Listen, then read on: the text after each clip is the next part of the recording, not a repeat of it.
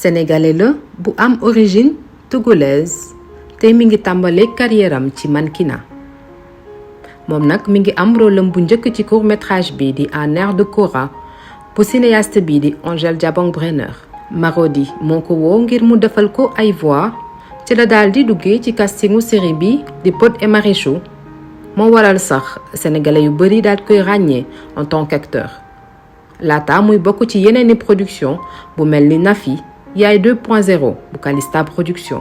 bokk na it ci ay clip vidéo ñu gën ci ràññee bu Youssou Ndour di Hello te moom sax ca njëlbeen ba kenn xalaatul woon ne dina nekk acteur waaye mbëggeel gi mu ci am ba mu nekkee gune ba tey waaye it bu jàkkaarloo wek caméra yi aisance bi mu ci am tax na tey mu doon benn ci acteuru sénégalais yoo xam ne ràññee nañu leen ci Afrique yëpp. joué na ci film bi di Twist ca Bamako wala ci Eki di production gabonaise ak it film bi di Saloum bu réalisateur bi di Jean-Luc Herbulot. jël na raaya bi di Sotigi d'or waaye it nekk na meilleur acteur bu Afrique de l'Ouest ci Sotigi Awards ci rôle bi mu joué di Farah ci film bi di Saloum. loxoom mi ngi it ci film bi di Air Lover bu Calista production waaye foofu ci ginnaaw caméra yi comme coach ak directeur de casting. moom nag li mu gëm mooy ab acteur bu bëggee jëm kanam day engagé waaye it dafa war a gëm métier bi nga xam ne métier bu noble la. Roger Felmon-Sala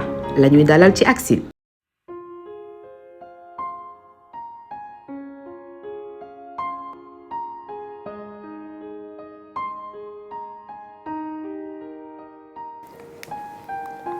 Bonjour Roger.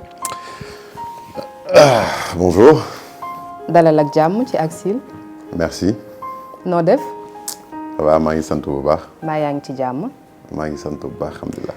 alors Roger yow da nga ñu nëbb sa bopp de naka te da nga fi bëggoon nekk prêtre alors lan moo la motivé woon au juste. Ok, ça commence fort hein. Honnêtement, je ne sais pas.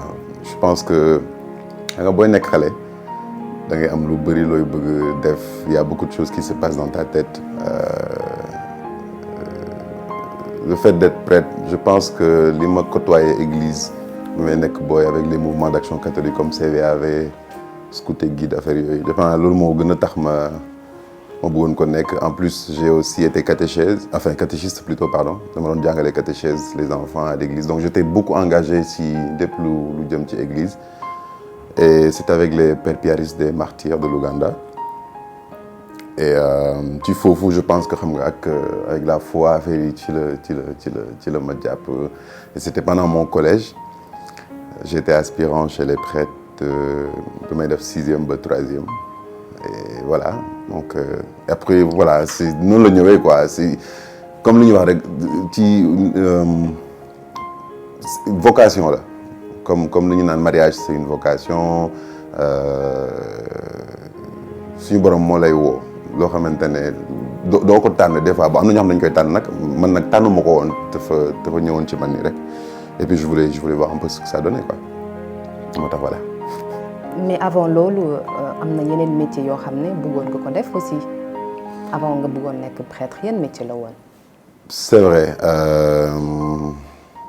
bëggoon naa fi nekk athlète bëggoon naa fi nekk musicien danseur mais bi gënoon sax sama xol c'était steward. Bon pour ceux qui savent pas ce que c'est steward mooy hôtesse de l'air les hommes on les appelle steward donc loolu enfin quand je dis ça aux gens dañ ma naan yow daal nekk serveur avion moo la neexoon mais pour man c'était pas l'aspect serveur avion ou quoi que ce soit je suis quelqu'un qui aime rendre service aux gens. Dama di ko xamante ne j'aime bien tout ce qui est interaction ak nit ñi je suis très sociable te dama di nit ku dañ kumpa tam je suis très curieux j'aime bien apprendre connaître et j'aime bien être avec les gens donc je me disais que et puis j'adore voyager aussi donc liggéey boobu tey dina ma doon permettre ma tukki xam ay nit rencontrer leen et cetera et puis dina ma doon permettre tey ma gën jëflante ak nit ñi quoi. Et puis rendre service comme j'ai dit aux gens quoi donc pour moi c'était ça c'était vraiment pas autre chose lu ma ci doon wut c'était vraiment vivre une expérience. alors liggéey yooyu yëpp nga bëggoon ko def ñu gis Roger mujjee ci acting tey jii nga dem ba nekk ci koo xamante ne ñëpp ràññee nañu la ci Sénégal ak sur l'international tey jii lan moo la motiver ba nga dugg ci milieu acting bi.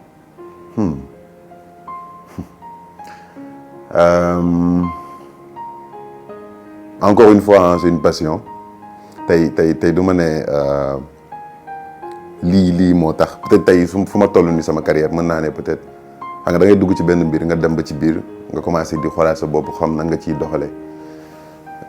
Y avait pas de raison précise bi tax ma dugg ci cinéma mannequinat laa commencé après ma dem ba ci biir par l'intermédiaire d'un ami ñu dem def casting benn film jëluñu ma après mon profil ñu yónnee ko Angèle Diaban que je salue au passage bu muy def son court-métrage Un air de Cora et j'ai été retenu pour premier rôle bi quoi mais il y avait pas vraiment de motivation propre et puis ba may nekk je pense ba may nekk université la quoi dama doon ñaan suñu borom parce que comme sama métier steward bi avorté woon na parce que pas bi après c'était un peu compliqué mënuloon ko fay et du coup ma mujjee dem université parce que j'étais orienté au département d'anglais à l'UCAD et donc du coup ba may nekk foofu maa ngi doon j'étais en même temps ndax nga rek di def ay liggéey yu ndaw nekk pompiste station Shell Liberté 5 def tam centre d'appel xam nga def de petits boulots quoi defoon naa tam entretien je me rappelle yum bu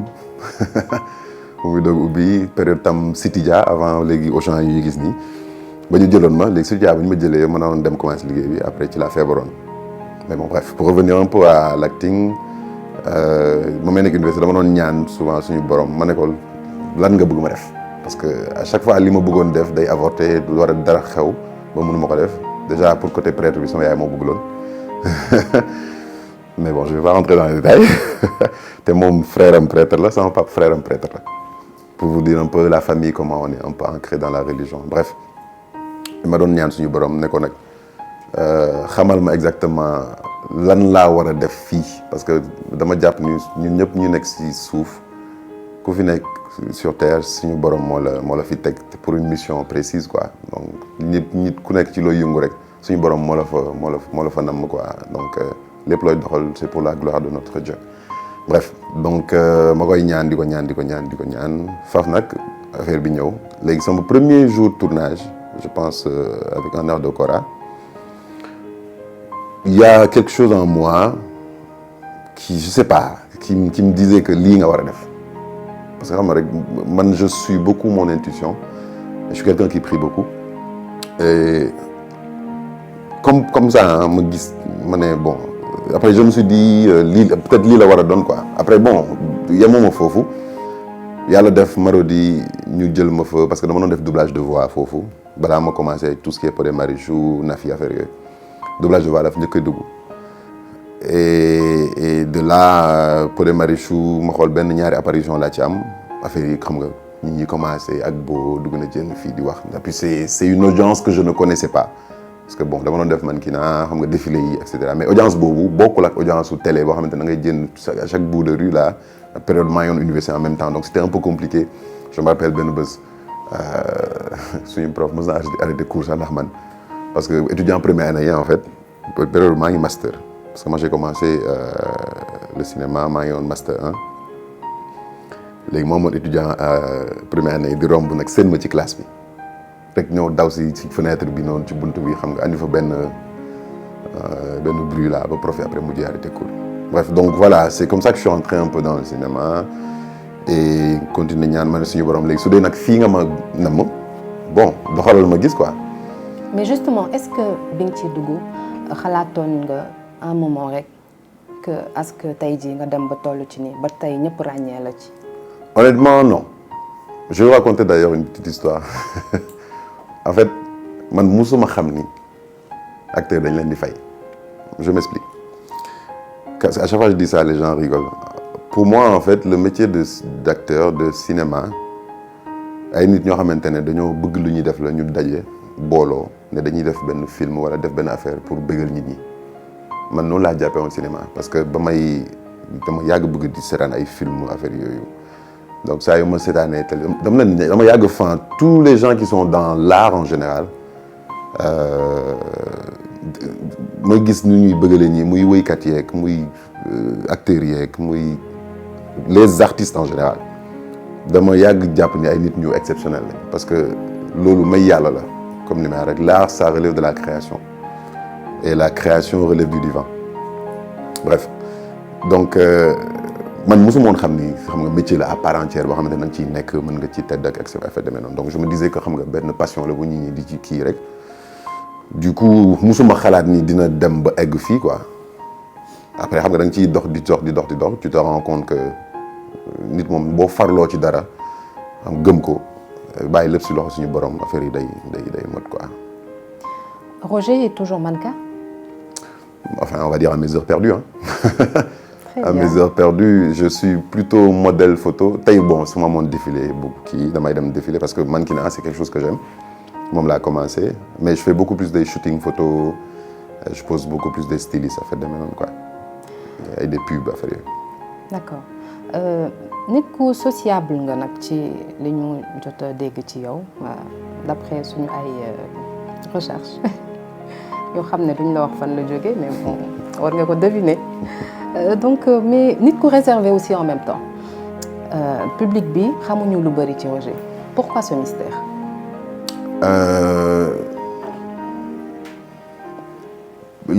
Enfin li ma wax souvent parce que les gens n'ont pas à connaître ma vie privée pourquoi je dis ça parce que li may def liggéey la donc tey liggéey bi may def suñu borom def na tey mu fës nit ñi di ko gis peut-être ñu ciy jàng wala duñ ci jàng wala en tout cas peut-être ñu ciy gis seen bopp pour man loolu doy na quoi tey li may wax souvent sama vie privée moom laa am moo ma dese nit ñi xam nañ waa ji nekk ci télé bi xam nañ peut-être fu mu dëkk xam nañ li muy def mais xamuñu ku mu doon te loolu defe naa man loolu moo c'est ça qui me reste et qui fait que je reste authentique parce que je suis quelqu'un de très famille tey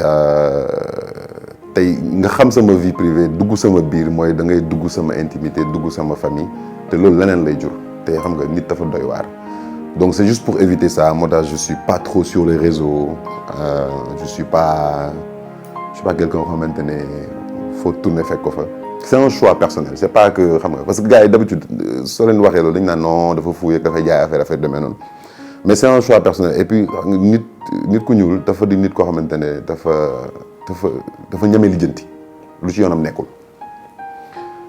et nit de base ah nit moo mel ne te xam nga les gens aiment bien tout ce qui est mystérieux quand c'est mystérieux là ça attise la curiosité et on veut aller chercher pour voir ça c'est humain et moi sachant ça moo tax je me dis que je préfère rester dans mon petit cocon familial être dans ma vie def sama liggéey waaw suñu ma invité mbër su ma xamee ni mën naa fa dem ma dem fa su fekkee mënuma je me force pas je reste chez moi tranquille may jàmm ñëpp am jàmm voilà c'est juste ça. Alors Roger Salla est très famille justement lan mooy sa ay relation ak sa ay proches. Moi je suis très très proche de ma famille ah man aw ma leen lu sama famille ma mère d'abord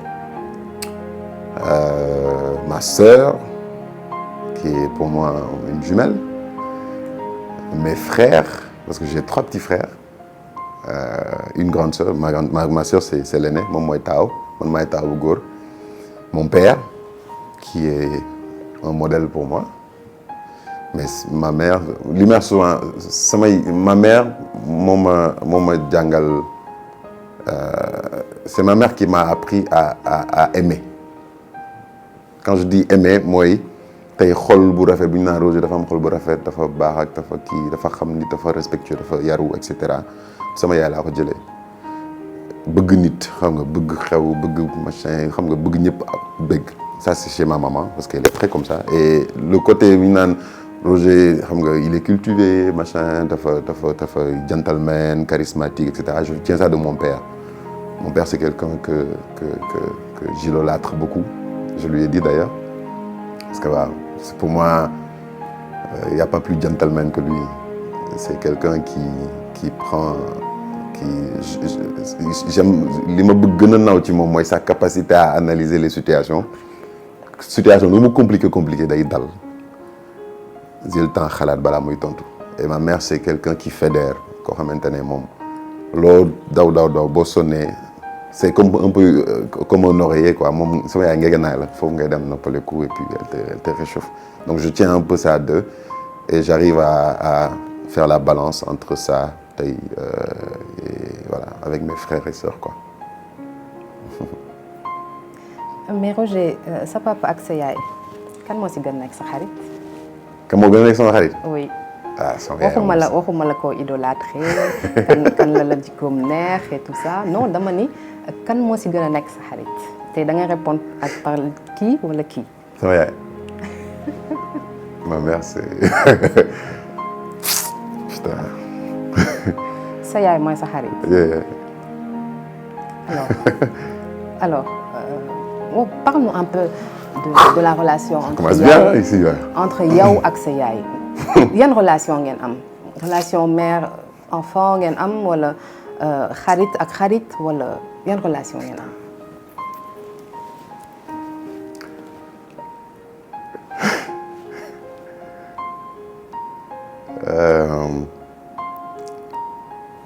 Je vais boire un peu d'eau. Bien sûr.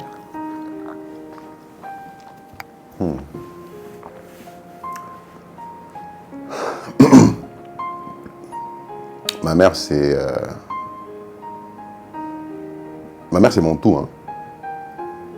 Man dama dem ba ñi may àndal sama xarit yi ak lu mënti doon man ku nawul sa yaay xaw ma dara ci yow parce que dama ko gis mu daj ci néegu sëyam ma fekkee ko aujourd'hui quand je donne mon âge aux gens ils sont choqués ils me disent ouais tu fais plus que ton âge mais c'est parce que j'ai été éduqué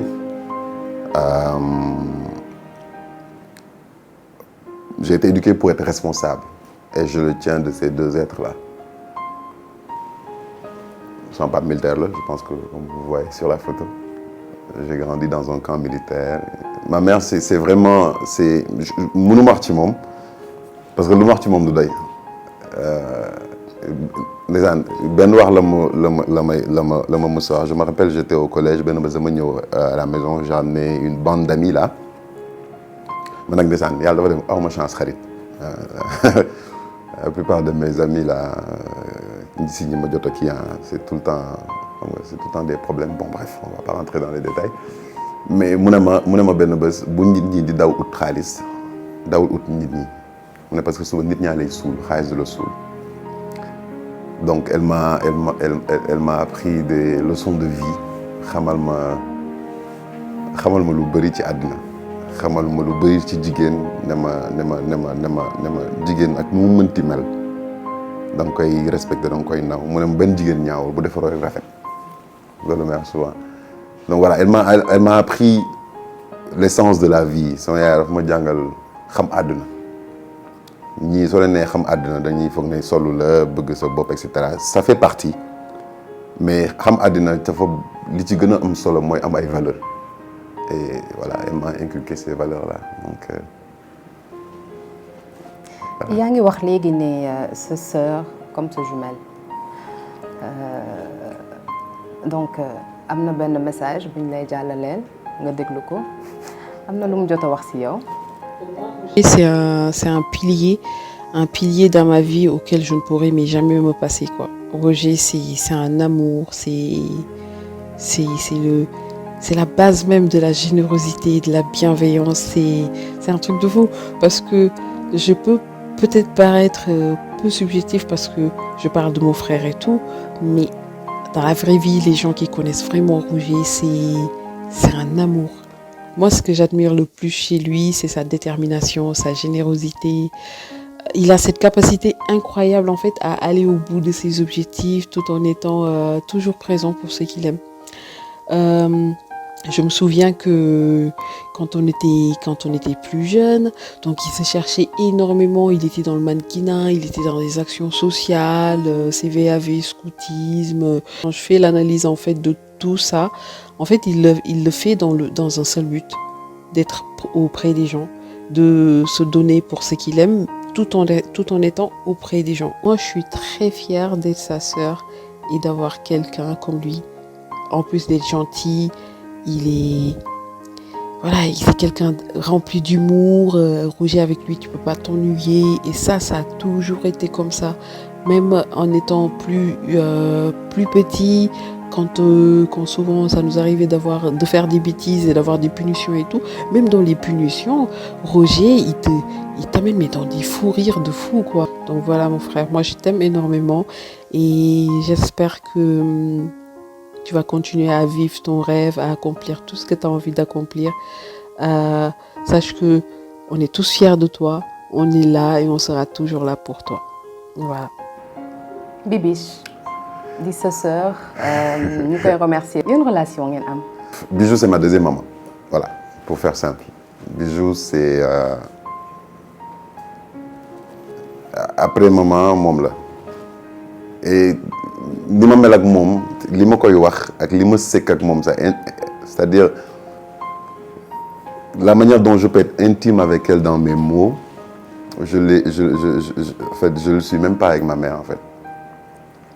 Parce que sama yaay Bijou, c'est quelqu'un qui en fait elle a cette fibre maternelle. Sama yaay ni mu mel moom noonu la mel. Elle nous a toujours portés. Elle nous a toujours portés. Je me rappelle, et ce qui nous a le plus rapprochés, c'est que bu ñuy gën a nekk xale dafa feebaroon. Elle était gravement malade ba entrée en hôpital. C'est la seule fille qu'on a chez nous. Et xam nga rek soo leen nekkee xale dañ ko sonaloon nag trop surtout man sonal naa ko trop. Mais je pense que dañoo màgg rusante. Et je me suis rendu compte bu mu sëyee nag ndeysaan di dem France ñu gunge ko aéroport. On a beaucoup pleuré, on s'est pris dans les bras parce que c'était la première fois bu ñu nekk xale ba tollu noonu qu'on s'est séparés pour longtemps. Et c'est là que je me suis après bu mu demee ma feebar parce que xam nga ko doon gelu. Et je me suis rendu compte en fait que de l'importance et de la place qu'elle occupait dans ma vie. Donc Bijou, Bijou lu ma xosi lu ndaw foog ma woo ko même bêtise bu ma def sax foog ma woo ko nekk allo boy nii ak nii mu ne ma dama dof nii dugg la jënd fii. Donc je suis d'ailleurs le parrain de sa fille Angèle. Donc voilà Bijou. Gis naa ni wax ci sa famille yombul dara si yow. Donc pour ñu wax tuuti si leneen bàyyi ma yëngal la tuuti. Est-ce que Roger am na jabar? Roger est fiancé. kon ñi nekk si bunt bi di xaar ñu dellu. rang bi gudd na de. Je suis désolé, je suis plus sur le marché. Non, alors, je suis fiancé. Alors, on va rester toujours ci famille bi mais on va parler d'autre chose. Roger ban xale la woon. ban xale la woon xale bu sopp la woon xale bu dëgër bopp la woon xale bu yaru la woon. Parlons un peu de toi. Où est-ce que vous avez pris ça là-haut là? Liggéeyu Bibiche la de. Tout ça c'est Bibiche. Ça c'est moi, Bijou et Israël, celui qui vient juste après moi. Petit. Kan ak kan moo si nekk si photo bi. Il y a Bijou, il y a moi et il y a Israël petit. Bon, on l'appelle petit parce qu'en fait Israël Boniface tout donc Israël mooy sama turu maam bu góor et Boniface sama turu maam bu jigéen sama maam bu góor bi jur sama yaay Boniface sama maam bu góor bi jur sama papa moo tudd Israël. Donc il a les deux, c'est pour ça qu'on l'appelle petit papa quoi. Donc, il est au Maroc maintenant. C'est un peu comme mon jumeau parce que benn at rek lañu magante. Mais sa xale naka la demee woon. Naka nga meloon bi nga nekkee xale. Ban façon xale nga woon. Moi j'étais terrible hein. Ah bon? Moi j'étais man dama dëgëroon bopp. Moi j'étais terrible. Je pense que ça se sent un peu même dans mes rôles, hein, dans les rôles que je choisis, qui sont totalement à l'opposé de moi. Ouais, moi j'étais très têtu, c'est-à-dire de me dëgëroon bopp ba non mais mais j'étais à un autre niveau en fait sama yaay dafa newoon sama yaay dafa newoon daf may maye mu ne ma yow dama lay jëndee kër gi bon je pense qu'elle disait ça juste pour me truquer mais dëgër bopp c'est-à-dire bêtise man en fait man li ma doon bañ ba mel ne xale mooy nga ne ma bul def soo ma nee bul def dama la naan lu tax bëgguma def parce que moi je suis quelqu'un et je pense que loolu dafa ma topp nii sax ba ma màggee nii c'est-à-dire faut que tu me donnes une raison valable du pourquoi lii mënul nekk wala lii bëgguma mënuma ko def après on me dit non on peut pas tout expliquer et cetera je dis non ma ne leen suba su ma amee ay doom su ma la nee ñu bàyyi lii wala bu ñu def lii lan laa leen di expliquer le pourquoi ñu war a bàyyi parce que àdduna dafa dox léegi et donc du coup j'ai toujours été cet enfant curieux là boo xamante ne soo ko nee bàyyil foog mu def waaw dama doon jënd ma xam ne ni su ma ñëwee nañ ma dóor damay jënd. mais lan nga jot a def ba ñu jot la dóor am na dóor yoo xam ne dóor nañ la ko fàtte woo ko. y en a beaucoup petit mii nii mës naa ko daaneel mu ngi gën a nekk xale sama yaay dafa jënd benn bés bàyyi mag moom mu ne ma teel ko dama dëgëroon boobu quand man jàmm bëggoon na di ko fob parce que je voulais faire comme ma mère là nu mu doon def fu ñu dëkkoon Yoff on habitait dans c'est les cours communes là à ce temps-là c'était encore bien compliqué paa bi mu ngi woon Saint-Louis parce que mon vieux il a été au Prytanée militaire en tant que prof d'informatique là-bas pendant des années donc pratiquement si vous comprenez pourquoi la relation avec ma mère ñun suñu yaay la ñu xam quoi moom la ñu gën a c'est elle qui a été là quand on était plus jeune donc mu jënd benn bés je pense dafa doon dem boutique xaw ma fan laa la dem bàyyi ma ak petit mu ne ma surveiller ko mu ñëw léegi nag ma jël ko ma jël ko di fa ak moom léegi ci cour ko mu ñu nekkoon dafa amoon benn pied nii bu xaw a jóg nii c'est une cour là donc y avait un pied là ma jël ko nag teg ko foofu comme li ma ne nag dama koy teg muy ree kati mu def benn 360 tourné jàppaat ko man daal je sais pas à quel moment laa bàyyi ni di tourner rek nekk rëcc na rek daanu fii nii dal bopp bi toj rek muy yuuxu juste au même moment sama yaay dugg si fekk mu ngi jógee rek kii petit laa yuuxu rek mère bi taw si kërti waaw jour boobu moo xaw nañu ma rey ouais il a même d'ailleurs une cicatrice à la tête là il a toujours ça je pense que cette photo là c'était quelques jours après ou quelques jours avant je me rappelle ouais. mais lii je pense dañu demoon messe on était allé à la messe ouais ñu ngi si affaire mère bi ne ñuy photo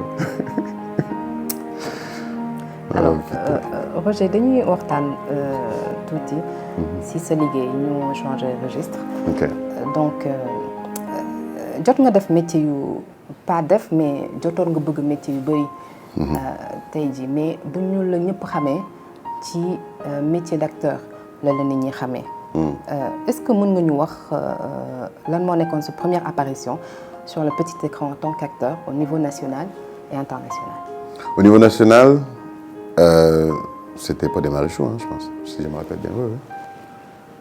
C'était Pod et Marichou mes premiers films bi ma def c'était Un air de Cora boobu c'est passé au cinéma mais sur le petit écran sénégalais yi Pod et Marichou lañ ma xamee c'est là-bas qu'ils m'ont découvert puis après il y a eu Nafi mais lu gars yi xamul man j'ai été d'abord retenu pour Nafi balaa Pod et Marichou parce que man ba may dem Maroc di def doublage de voix période boobu Pod et Marichou ils étaient en mi-saison 2 léegi si ñu doon lancé casting Nafi quoi léegi ñu lancé casting Nafi après man ñu proposé woon ma casting bi ma def ñu jël ma donc du coup j'étais retenu pour Nafi ñu doon am ay réunion et tout ça Pod et Marichou figuration laa commencé parce que dañu jënd benn bés réunion Nafi ñu ne ma ndax bëgguma ñëw def figuration période boobu la secte bi dans Pod et Marichou ay la fraternité ay ñoom ak bo ak xam nga le baron affaire yi période boobu la affaire yi commencé dugg yaa ma def nag figuration bi et c'est là-bas après ils ont jugé nécessaire de me garder ba rôle bi nag évolué ma def saison 3 ak ñoom ak saison 4 donc ouais Pod et Marichou c'est ma première apparition ici. Alors li ngay gis noonu di bande annonce. Salut.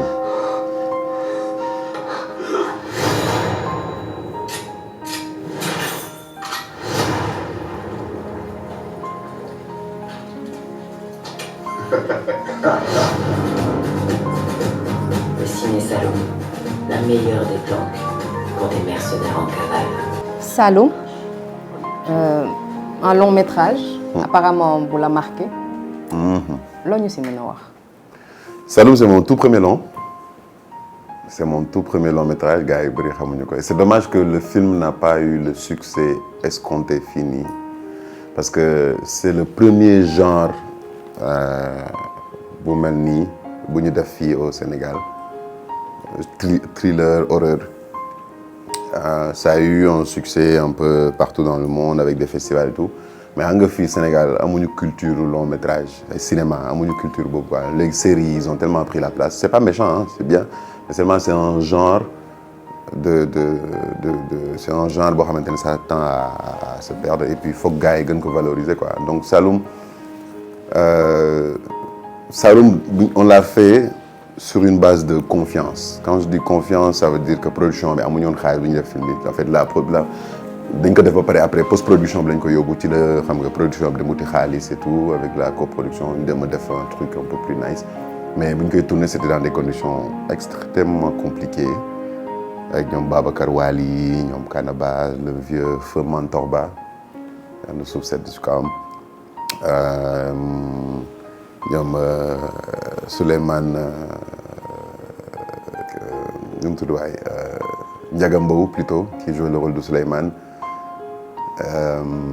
Voilà donc xam nga gars yi et tout donc on a fait ce film c'était super bien parce que xol yi dañu boole woon et tout on a fait ça et d'ailleurs c'est le film qui m'a valu mes 2 trophées africains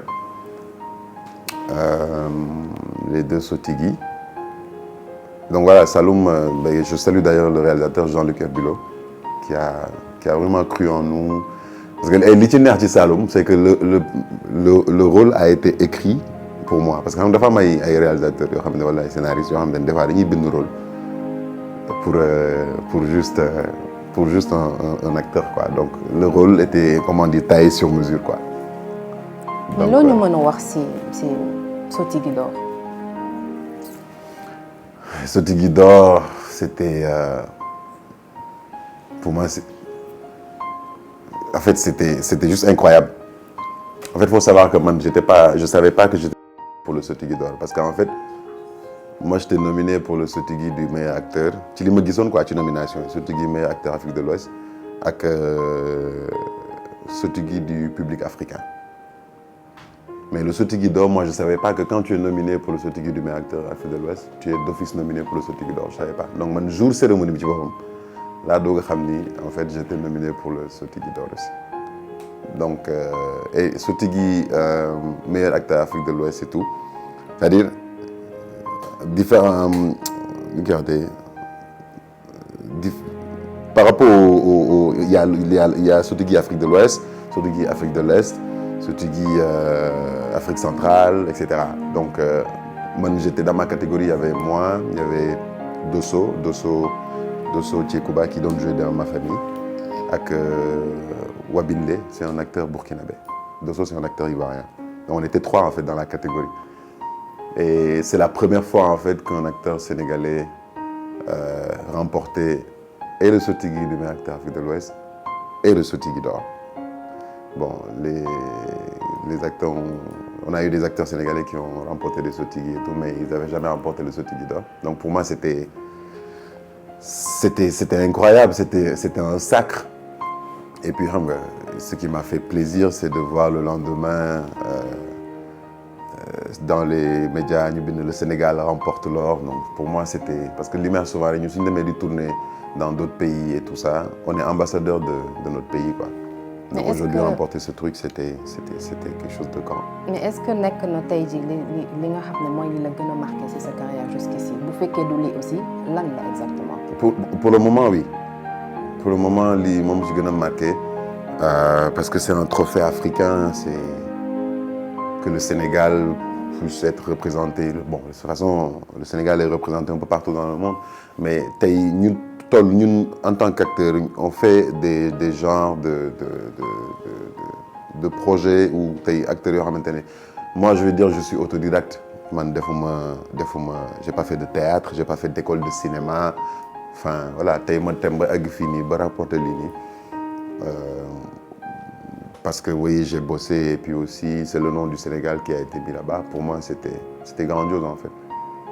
Donc voilà, et puis li ma ñaan suñu borom la rek ma ne ko bëgg naa tey doon exemple pour d'autres jeunes qui arrivent, qui y croient et qui ñu xam ne nii lii ñuy def nii liggéey la quoi.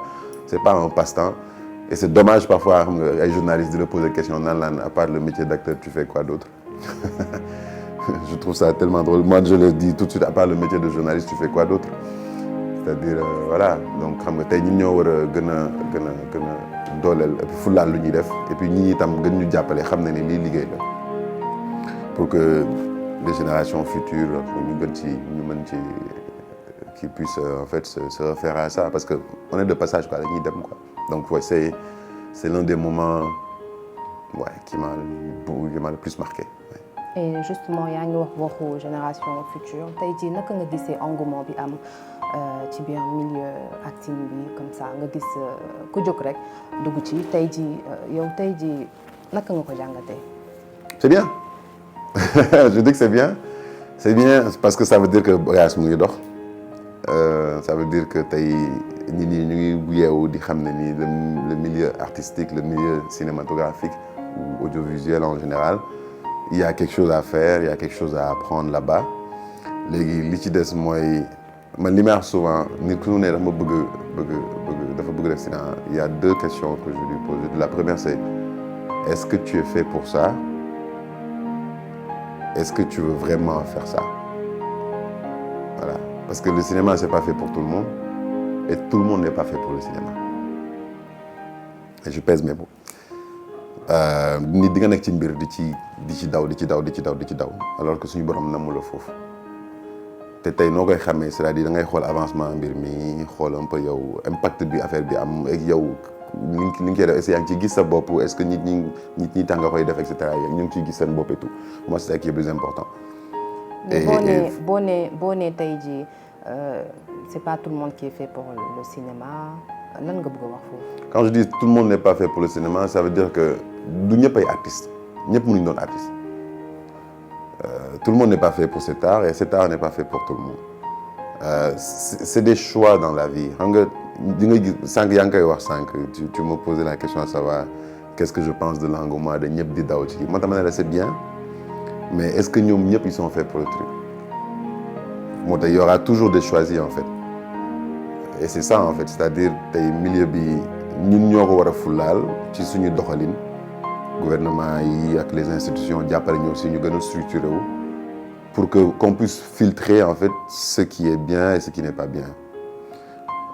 Man tey je me dis tout le monde a sa place dans le cinéma mais ça revient à ma question est-ce que tout le monde peut faire du cinéma ça c'est la question moo tax te loolu nit ci boppam moo ko mën a xam parce que ni soo duggee ci mbir comme li ma foog nga xam li wala mooy ses motivations ci mbir boobu balaa nga ciy continuer parce que sinon tu perds ton temps en fait parce que c'est un métier risqué c'est un métier égoïste et c'est un métier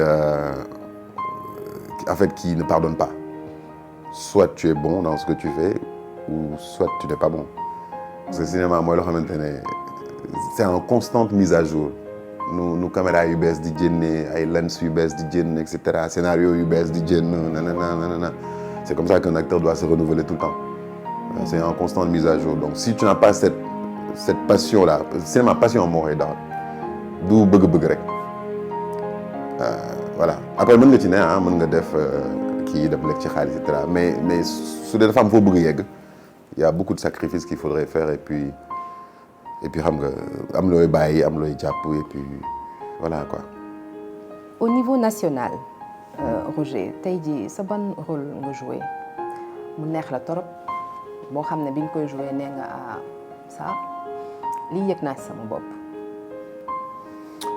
Je dirais tous mes rôles honnêtement c'est pas pour frustrer c'est pas que dama bañ a frustrer qui que ce soit wala damay bañ a tànn affaire yooyu je vais dire d'ailleurs deux rôles qui m'ont beaucoup marqué pas que bu nga xamante ne nee naa fii moom def rey naa ko ou quoi que ce soit moi je dis rôle bi may rey mooy le prochain rôle c'est pas les rôles que j'ai déjà parce que rôle bi bu ma jot a jël def naa ci dama koy jox gëdd bi mu war parce que tous les rôles se valent en fait. Comme on dit, il n'y a pas de petits rôles, il n'y a que de petits acteurs. Rôle ndawul da ngay gis benn rôle changé dund nit et cetera. Je me rappelle sur Pod et Marichou, si je suis entré par figuration, je me suis retrouvé à faire partie des acteurs principaux. Donc xam nga liggéey bi ñu ciy jox bi ngay farlu ci personnage bi rek ak gëdd bi nga koy jox liggéey bi nga koy jox mooy c'est ça qui prouve la performance en fait. Mais les deux rôles qui m'ont vraiment marqué, la première c'est Renaissance avec Kiwoo Production et le reste où j'interprétais le rôle d'un drogué psychopathe. Et le deuxième c'est Sanjiri dans Yaay 2.0.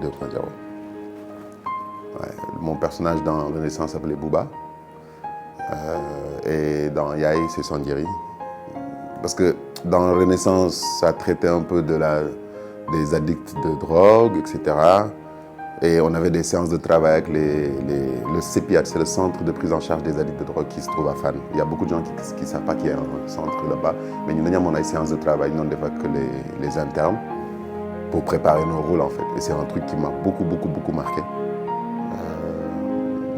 Pour dire qu'en fait, c'est ça qui est beau en fait dans le métier. C'est-à-dire que tu découvres des choses, tu vis en fait des situations. Et pour Sanjiri,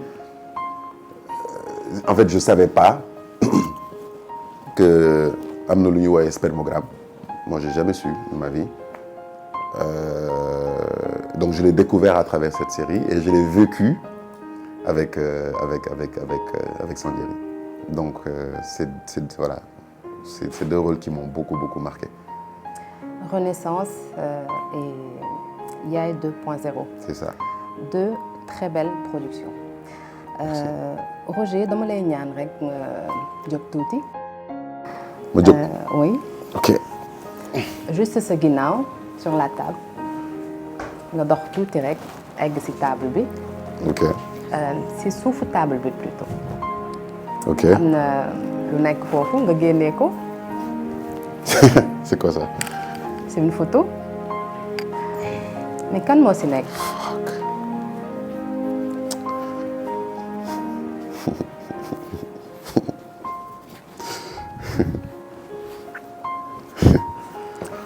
mu mel ni ki nga gis am na lu mu yëngal ci yow mais déjà wax ñu kan moo nekk ci photo bi déjà. Jean-Paul Dalméda.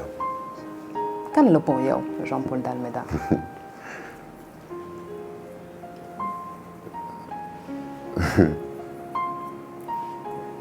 Jean-Paul c'est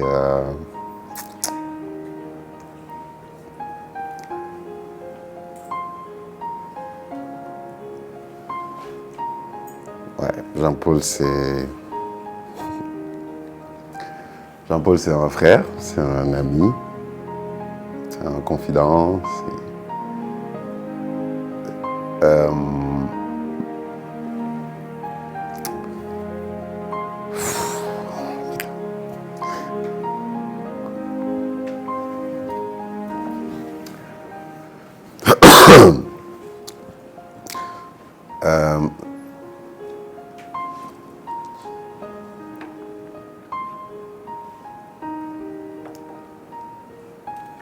Jean-Paul moo ma jàngal mannequinat.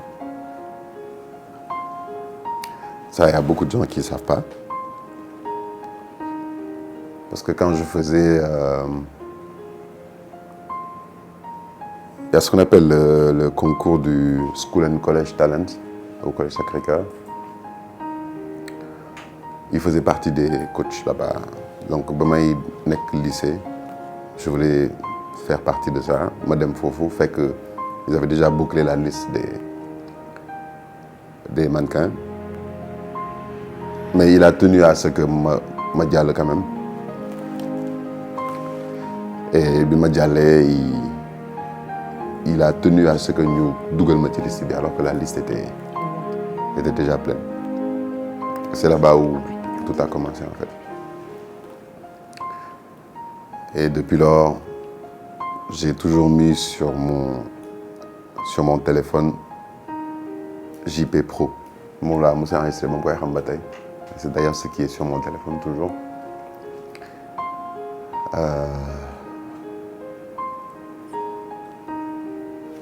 Ouais. Décès wam lan la def. On est vraiment obligé de parler de ça. Juste un peu.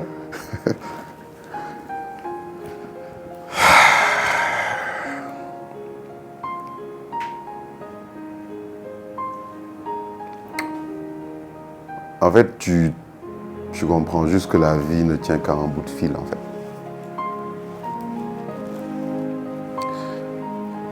Il y a eu beaucoup de remises en question. Moi, j'ai cru que demain, j'allais plus sortir de ce moment-là. Parce que le lendemain de l'accident, on est allé à l'hôpital le voir.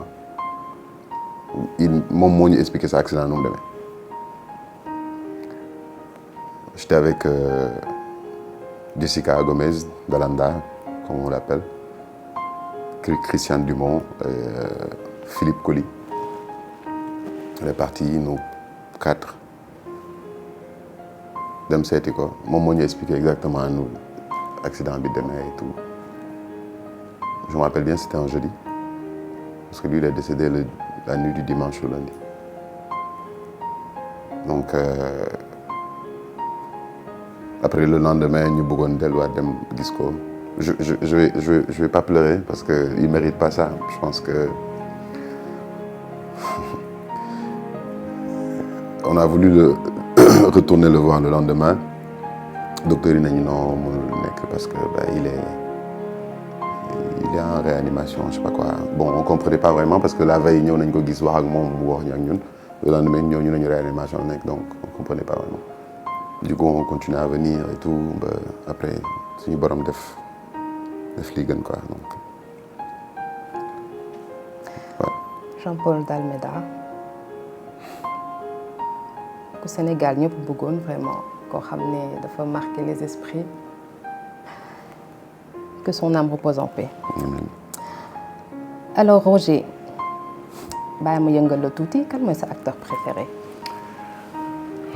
Enfin, Denzel Washington. Pourquoi?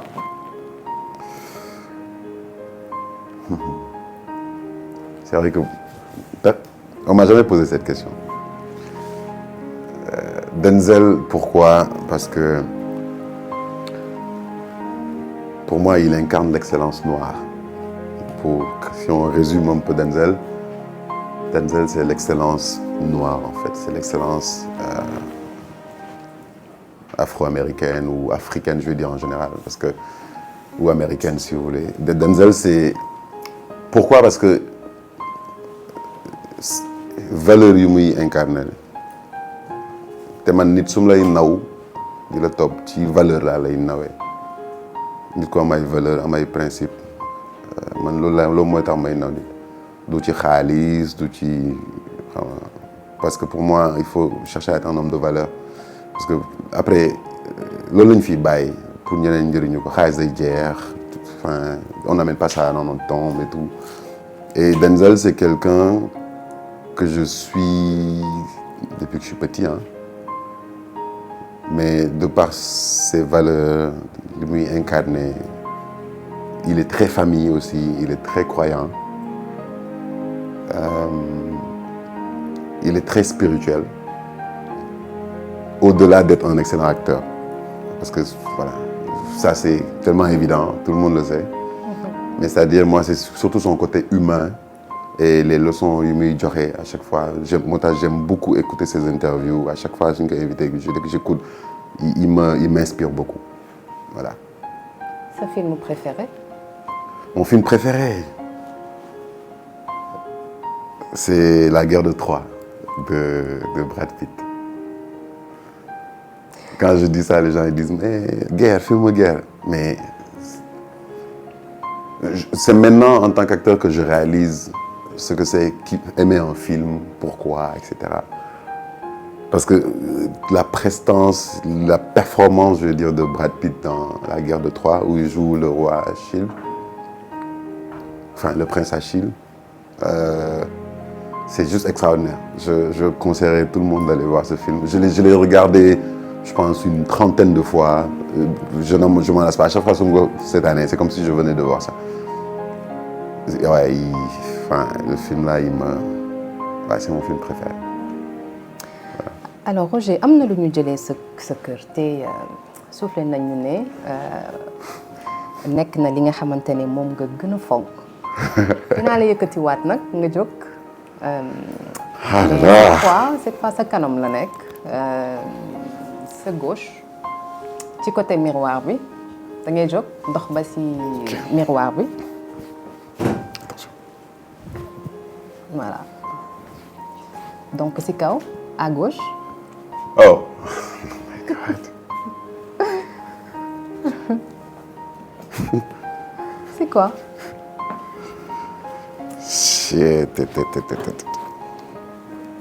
Qu'est-ce que c'est? Ah, Seigneur Jésus. C'est ma Bible. Alors lan mooy sa lien ak Bible bi?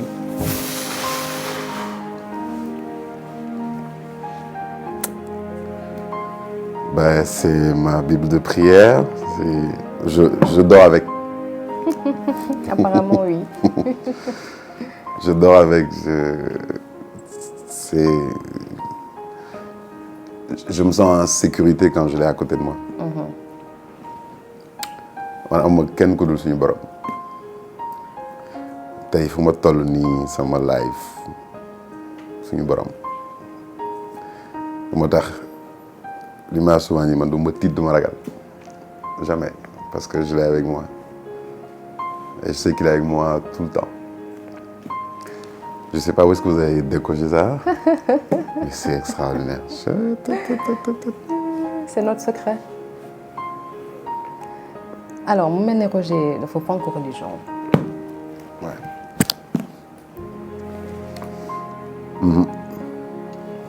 Je suis très très très ancré dans la religion. Après je tiens ça de mes parents.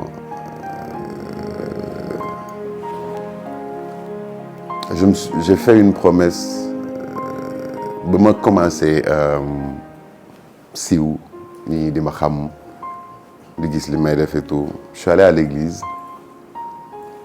Je suis allé au tabernacle. Lu ñu woowee tabernacle mooy là où on garde l'hostie sacrée, l'hostie consacrée. Pendant la messe, le prêtre bi su imposer les mains sur l'hostie et que ça devient consacré parce que bon ça c'est une phase spirituelle. Quand tu expliques ça aux gens dañu comprendre quoi. Les hosties yi mu joxe pendant la messe, ce qu'on appelle le corps du Christ, quand il le donne aux fidèles ba messe bi jeex yi des da koy dugal ce qu'on appelle le tabernacle, on appelle ça la maison du Christ. Il y a toujours une petite lampe qui signifie que la présence du Christ dans le tabernacle. Donc tabernacle man fa laay faral di dem fa laay dem confier sama lépp.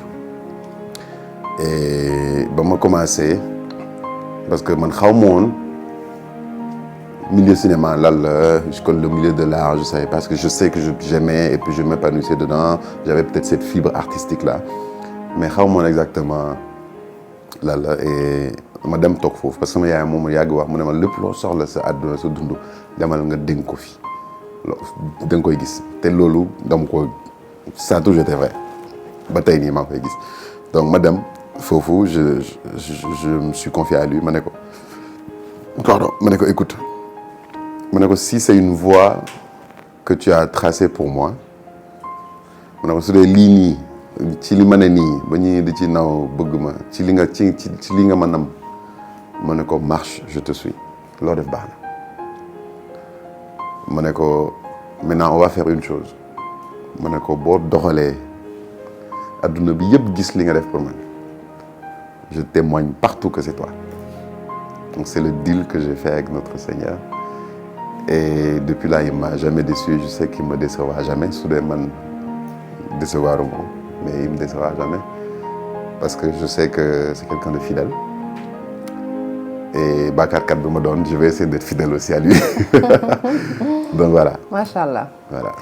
Mais Roger yow lan nga gis ci Domoda lu góoru Sénégal yi gisul ci Domoda ba nga bëgg ko mu nekk sa plat préféré. Sénégal góor ñi duñu lekk domoda nu mu demee noonu. Oh là là putain. mais nu mu demee noonu expliquer ñu ñun dañ bëgg a xam. mais ñi bëggul domoda ñoo wérul rek ñoo xamul lan la. Moi je peux manger le domoda tous les jours. Le domoda c'est mon plat préféré ça c'est. non domoda donc café. mais yàpp wala jën. lépp sama nekk. yow daal na nekk na doon domoda même su amul ndawal sax amul problème. am limon. man na doon limon def ko soo koy togg def ko ci sauce mais bul ma ko jox ma kii man j'aime pas manger avec du citron. J'aime bien boire le jus de citron j'aime bien boire de l'eau de citron et cetera mais di lekk di pàccal limon moom. léegi moom nekk ma si. et du piment. oui j'aime bien le piment. donc domoda bi kaani bi lay àndal quoi. waaw wow. ok teg ko à côté nii. tàng jër. c'est. j'aime trop. compas mooy ce style de musique.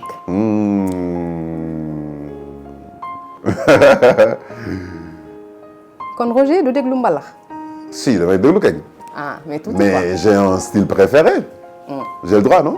mais da ngay laal tuuti mbalax quoi parfois. waaw wow. ah man may tàkkat ni. laal ñoom Wally Seck ñoom Sidi Diop. moi j'écoute du tout moi je suis un mélomane.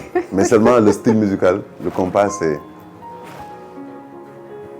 mon style c'est un style musical que j'aime beaucoup.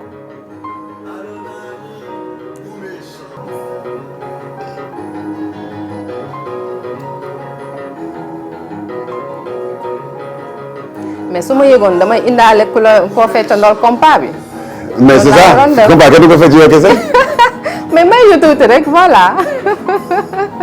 voilà. macha allah. mais lan moo la si neex exactement. en fait c'est une musique apaisante. tu sais d'habitude les gens associent beaucoup la compas à la danse. xam nga c'est sensuel et cetera c'est vrai que c'est le cas. mais moi c'est beaucoup plus en fait style musical bi des fois damay teg mix ah sama kër wala même parfois je suis en tournage j'ai mes écouteurs je mets le style musical là benn une heure de temps mix di ko déglu en fait c'est une musique qui m'apaise beaucoup et enfin c'est composition bi moo grave entre le clavier comment on appelle la batterie la guitare solo guitare basse. C'est extraordinaire. Je vous invite à écouter du compas. On dit mettez du compas dans vos vies. Merci beaucoup Roger.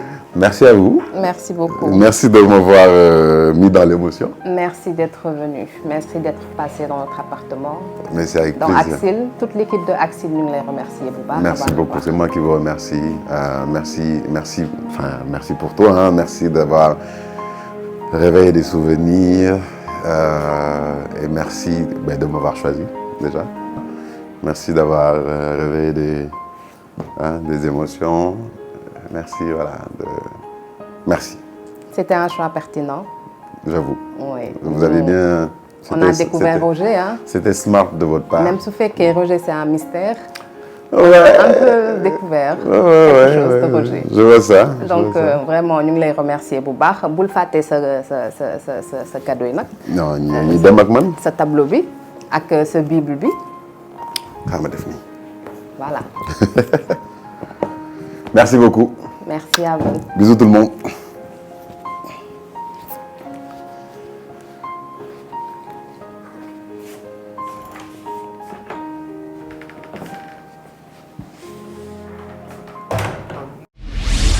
Bienvenue sur Essentiel TV, votre toute nouvelle chaîne YouTube.